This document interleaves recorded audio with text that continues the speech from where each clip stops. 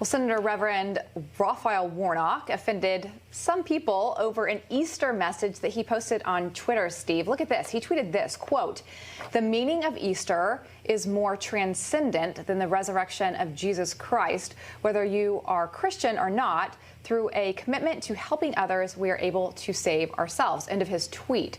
He has since deleted that message. Joining us now to discuss this is the host of the Metaxas Show and the author of Fish Out of Water, A Search for the Meaning of Life, Eric Metaxas. Eric, welcome to the show. Good to have you. Great to be here. Thanks for having me. All right, this is a crazy tweet. And the fact to think this guy is a sitting U.S. senator who calls himself Reverend.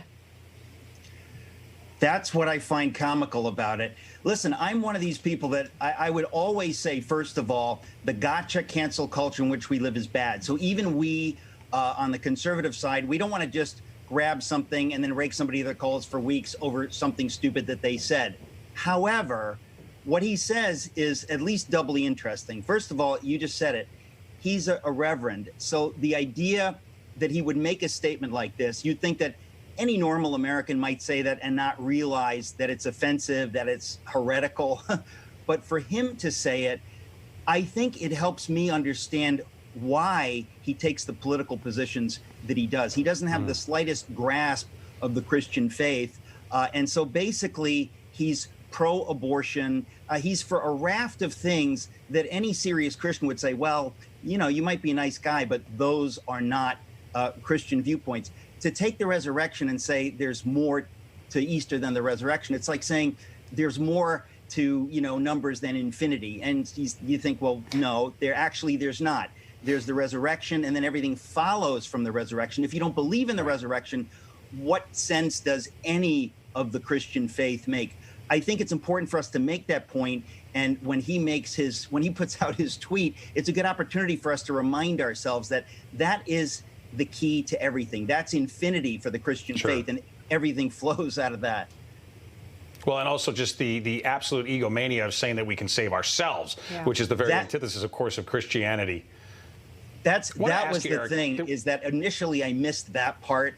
And when I saw that, I thought, oh my goodness, what in the world is he saying? Because if we can save ourselves, we absolutely do not need Jesus. We don't need the cross. We don't need the resurrection. It's all meaningless.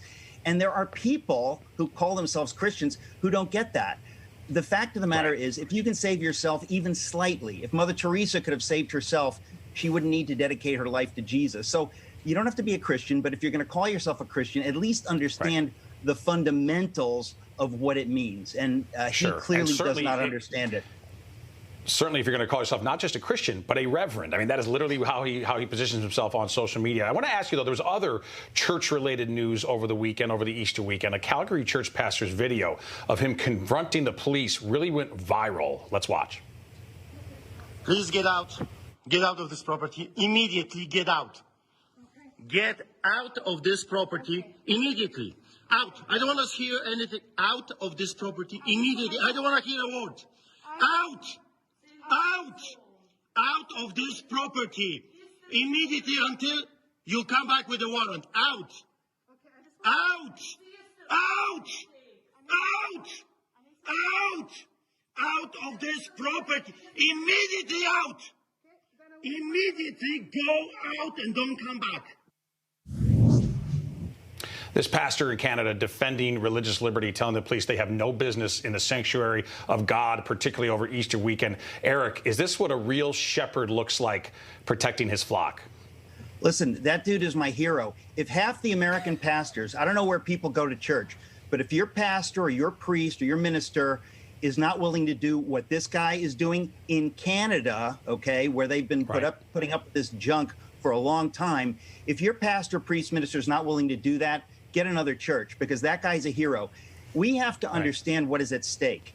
For the government to dare to come into a church with an attitude like that, like we're going to check up on you.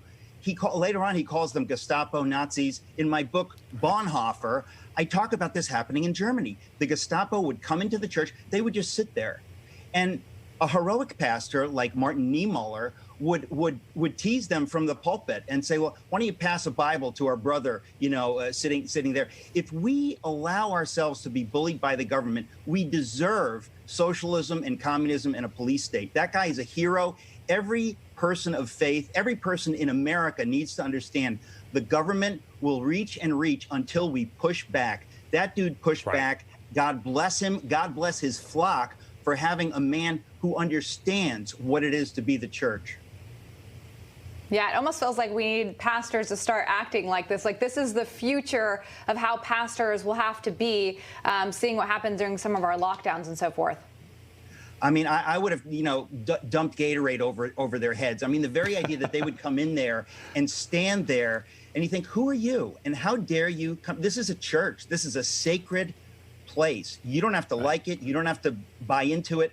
But for you to come in here because the government is going to watch us, that is offensive. If people aren't offended by it, they don't understand what it means to be the church, and they don't understand what government's role is. Again, I mentioned my book, Bonhoeffer. I mean, it's been 11 years now since I wrote it. But when I was writing, I thought, could this kind of thing happen in America? Because in the early 30s, nobody could think of the death camps or World War II. This is the beginning of when government starts to push.